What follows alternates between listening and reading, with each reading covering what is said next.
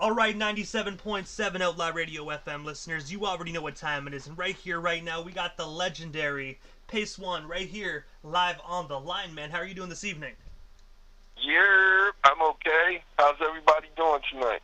Doing pretty good, man. Just trying to maintain down here in Canada, man, with our country slowly opening back up. But I heard good things for the States, man. You guys are actually pretty much open back up, man. So congratulations on that. It must feel good. Yeah, thank you. It does. To be able to sit down and eat again in the restaurant is pretty nice. Well, Pace, I want to take you back to the beginning of your amazing career, man. And I have to ask, man, like, what actually got you into the music industry initially, man? Because you're such a natural at what you do. Thank you, sir. What got me into it? What you mean when I was a kid? Why I started rapping? Yeah. I started rapping because of, let me see, what song was it? I heard Roxanne, Roxanne by UTFO, and I really liked it, so I wrote a rap. But then, about a year later, I heard Lottie Dottie and The Show with Slick Rick and Dougie Fresh, and I was like, oh my God, I'm rapping. I have to rap. And I started rapping, and I was about 10 years old, and it's been a great thing for me ever since. And I gotta say as well, man, I personally feel that Slick Rick definitely has sparked so many individuals to actually to pursue a music career. He's pretty good at it. He was pretty great at it, yeah. And also as well, man, you actually debuted on the Fugees album, The Score, man. I have to ask you, what's the story behind that? And of course, how did you initially meet and get connected with them, man? Because that's such a legendary project to actually debut on as a recording artist. Yes, yes. I'm very happy that that happened. I like to shout them out. Shout out to Fugees, Lauren Hill, Paz, and White Clef, and my homeboy John Forte, Jerry Wonder, the whole refugee camp. And that came about. I was with Rod Digger and Young Z, and it was a local studio over here. It was owned by Kool and the Gang. And we went up there in West Orange, New Jersey, and one day when we were there, the Fugees was there, and, you know, we met them, we spoke and everything. And then later on, my man Young Z had a deal already on A&M Records with Jimmy Jam and Terry Lewis, and he ended up touring with the Fugees back then, like back when they had nappy heads, you know, before the score came out. And when they were working on the score, they called us up. They was like, Z, we want you, Rod Digger, and Pacewon on this record. So we went over there and we laid it down, and that became history.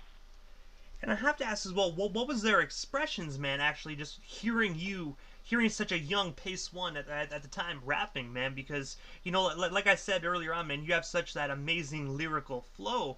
But like, what was their impressions of you when you were actually laying down that verse?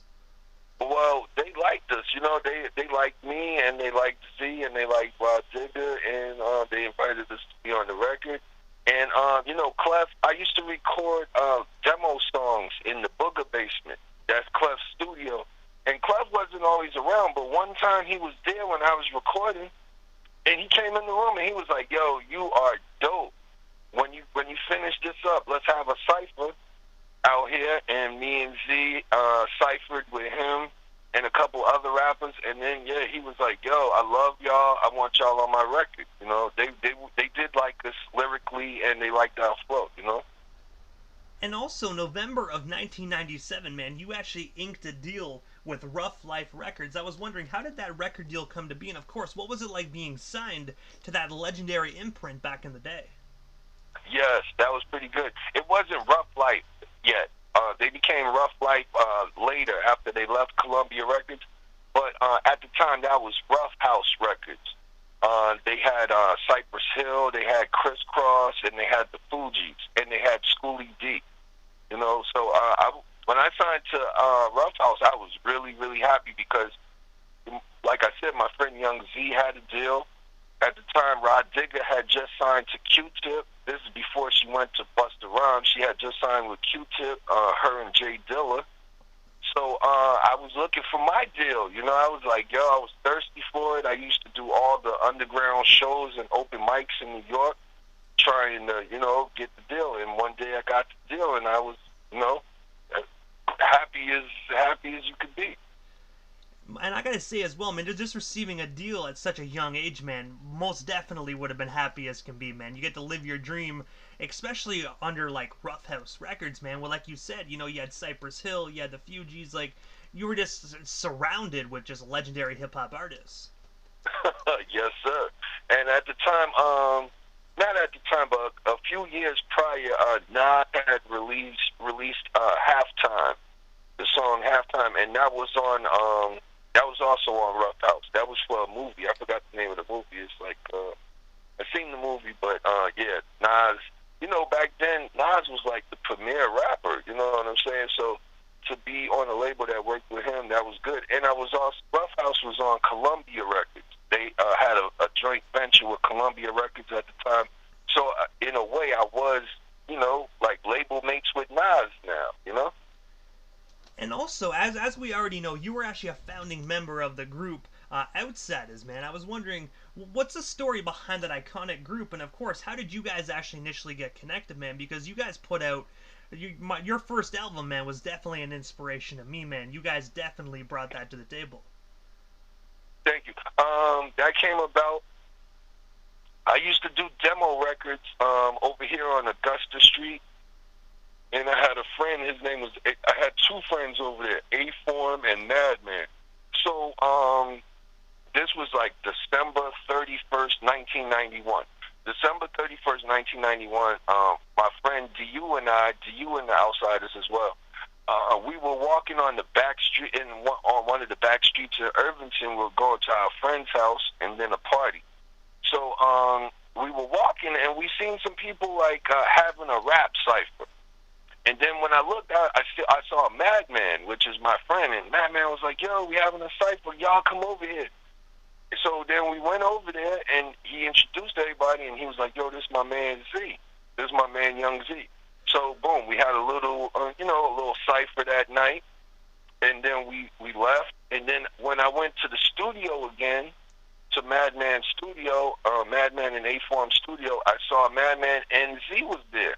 So we had another cipher, and then at the end of that cipher, you know, Z was like, yo, we should make music together. I was like, yo, we should be a group. You should come in top. Me and you already had a group. I was like, you should be a part of our group. And then, yo, that was the Outsidaz. And I gotta say as well, you guys are still big today, and I heard rumors that you guys are actually going to be bringing out a new record as well. I don't know if that's true. I do know sometimes with the internet, people love to just talk, but is that true that you guys are actually going to be bringing out a brand new album? That's true. Young Z and I, Pacewon and Young Z, there's going to be a Outsidaz featuring Pacewon and Young Z album. So it's really me and Young Z. We're going to do, like, you know, a collaborative album, and we're going to have a couple of the Outsidaz on it and other rappers, and we're going to bring it on Rough Nation Records. We've been talking to Chris Schwartz, who owned Rough House back in the days. He's doing something new with Be Real right now and Cypress, so he said, you know, I want all my rappers back. He came and checked me out. We had the meeting with Z, and everything's a go. And I gotta say, that sounds like an absolute phenomenal project, man. I can't wait for myself to actually snag myself a copy of that record, man. It sounds like it's gonna have that original sound that you guys had back in the day, back in the late '90s. Yes, thank you. And we are. We still, you know, I do a lot of features for people, and, you know, I do solo records sometimes. So now I'm just gonna focus all my concentration on this record with Z, and we're gonna do it the best we can do it. And also, you guys were actually affiliated with Detroit, Michigan hip-hop collective D12, and I was wondering, how did you guys actually get connected with the Dirty Dozen and join forces? Like, well, what's the story just behind, like joining forces with them, man? Because you guys were based out of New Jersey, and then, of course, you know, D12 Detroit. Like, how did you guys actually get connected with the Dirty Dozen? Okay, well, back in the day, Young Z had his record deal on Perspective Records, Perspective A&M, and he got invited to a show down south well, not that far south, down in D.C. He got invited to a show down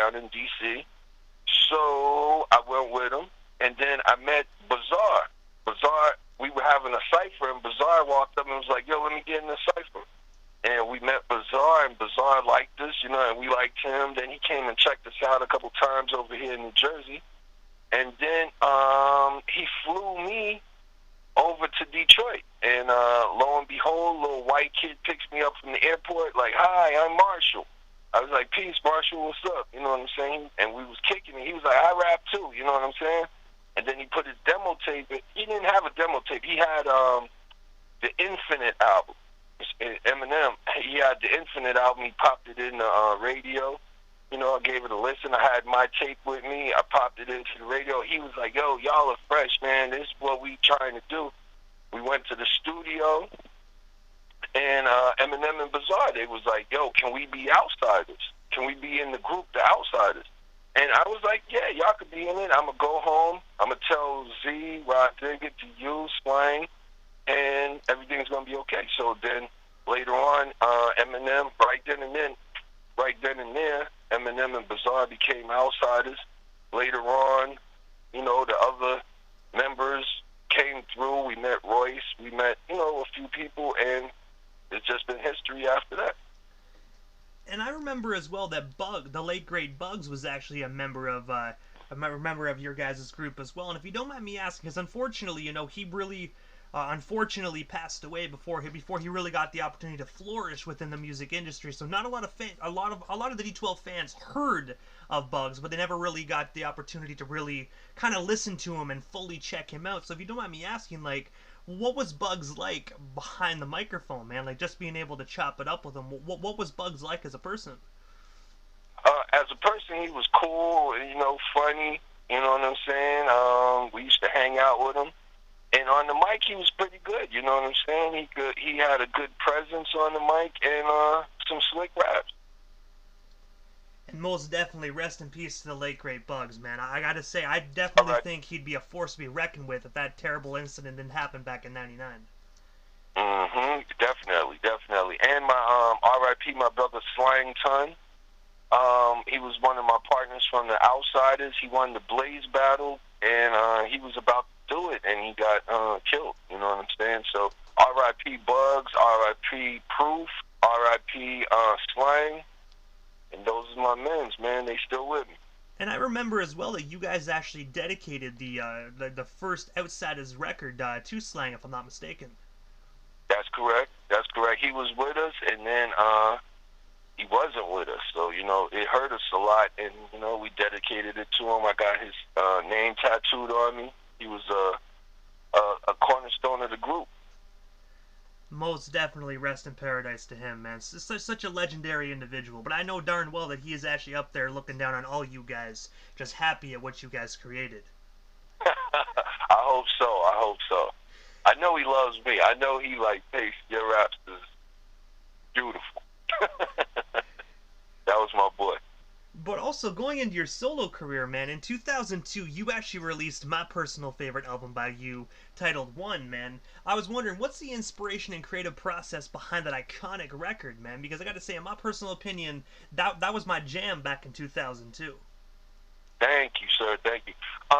The inspiration behind it, well, to tell you the absolute truth, Nas and Jay-Z was out. They were killing it. Redman and Method Man was out killing it. Wu-Tang. So I just tried to make the most lyrical album I could. Like, I used to come home. I go to the studio. I come home at night.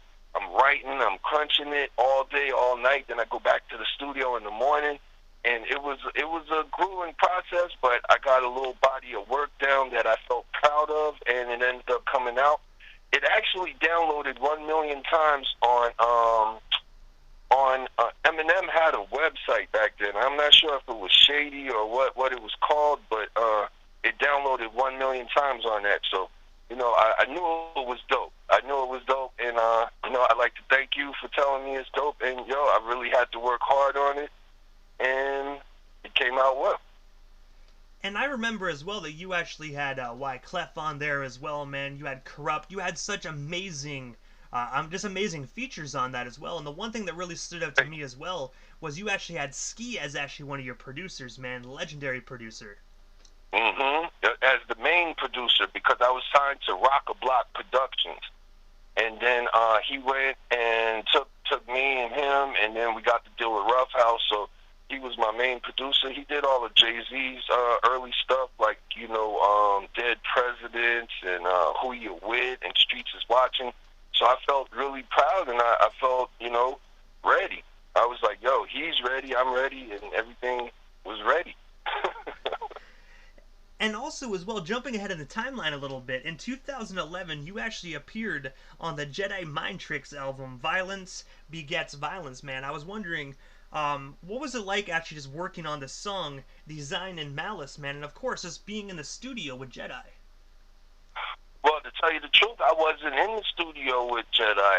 Just Allah and Benny Paz, they recorded their verses at their studio. I recorded with Mr. Green. I did the hook.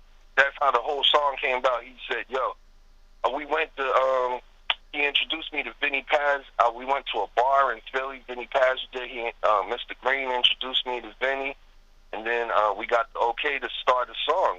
They wanted to do a song with me and Z, and Green was going to produce it. So Green got the beat, and he was like, yo, this is the beat I want to use. Could you do a hook on it? And I did the hook right away. I was like, yeah, I can do a hook. Boom. I'm the mastermind with a faster rhyme. It's work, not how I pass the time.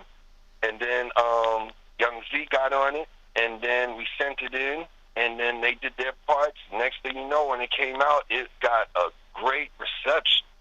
Like one of the best singles I've ever been on, up there with Cowboys, definitely.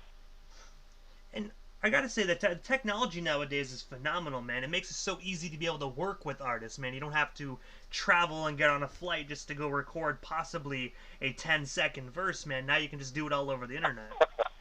That's right. I do a lot of my features like that. People come through my IG page, my Instagram page, or my Facebook, or my Twitter, and they say, yo, Pace, I want to do a record with you. What's the damage? How much does it cost? How do we get it done? I tell them what the damage is, how much it costs, and how to get it done, and we do it. I did 16 features already this year on Spotify, and even more than that, because I got some YouTube features, and I've got some unreleased features that I've done already too. So I really stay busy with working with the up-and-coming artists as well as already established artists.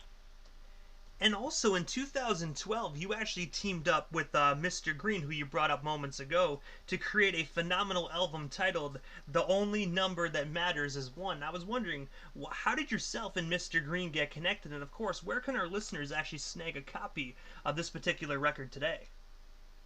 Okay, me and Mr. Green got fly because we have mutual friends. Kosher Dills and Cy Martial Law. We had mutual friends. So I did a song with Kosher Dills. Mr. Green made the beat. Then Kosher was like, yo, you should do a record with my man, Mr. Green. He's on the come up. He's making great beats.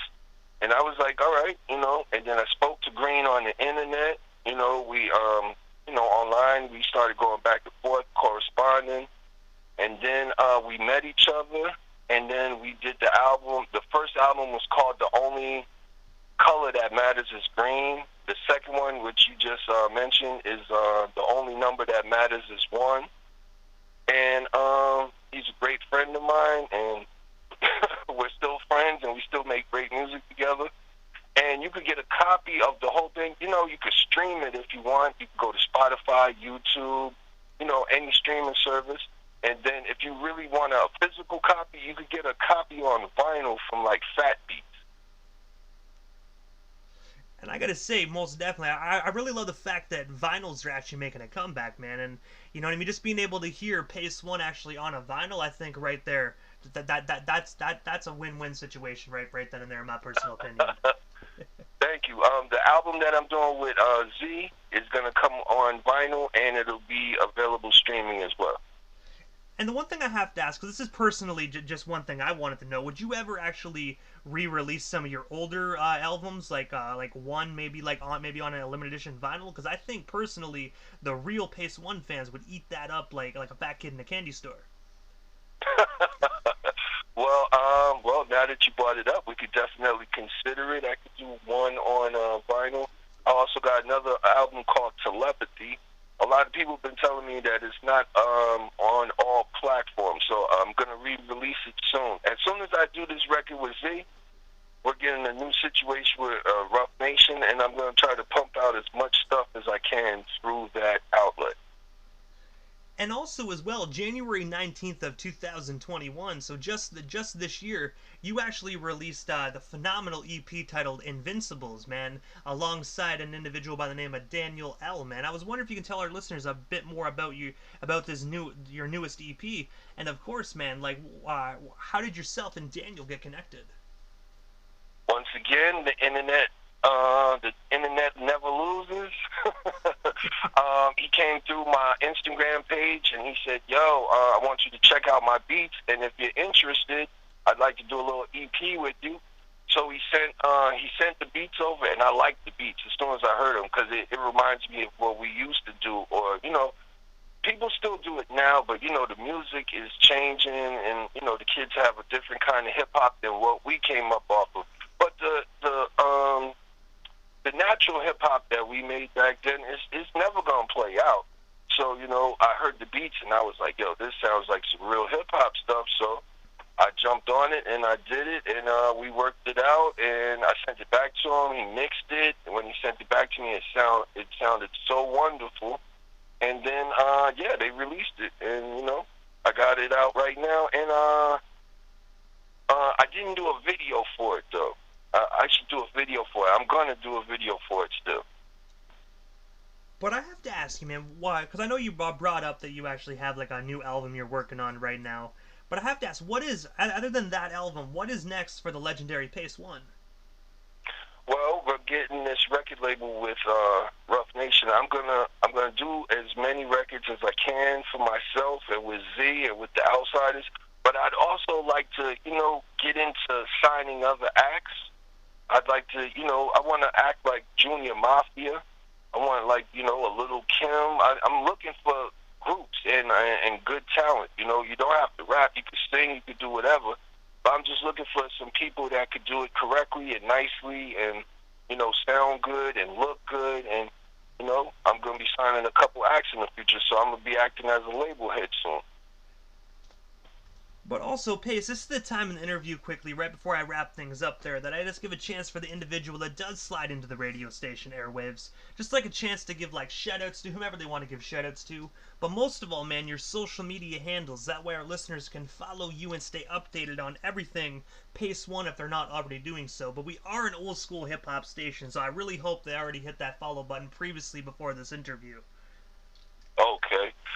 Well, you can reach out to me on Instagram at PACE_WON. You can hit me on Facebook at Pacewon, PACEWON. And you can hit me on Twitter. I'm also Pacewon, PACEWON. And I want to shout out my brother James. He's going to be making some beats on the album. I'd like to shout out Young Z, Rod Digger, my partner DU, my daughter Kwayam. Shout out God. God been taking care of me lately. Well, my whole life, but lately it's been real good. So I like to shout out God. My parents. You guys out in Canada, I got a lot of cousins out there. I like to shout out Tony, Lyle, Daryl, Troy. Hold your head out there, Troy. And all my family and friends, man. You guys, I love you guys. Thank you for having me on, man. Hey, man, you are most certainly welcome. Thank you for making years of amazing music, man, that, not only helped myself through a lot of difficult times, man, but also millions of listeners worldwide, man. You definitely sparked a nation of fans, man. So for that, I just want to give you your flowers while you're on my radio station and still here with us, and just say thank you for dope-ass music all these years. You're welcome, man, and thank you for just acknowledging, and I appreciate that, man. Thank you. You are most certainly welcome, Pacewon. Thank you so much again, man, and definitely have yourself a wonderful night. You too, man. Everybody out there, I'd like to shout out all of y'all. Let's keep hip-hop going. God bless you all. Most definitely. God bless you, man. Thank you so much. Thank you, man. All right, hold it down.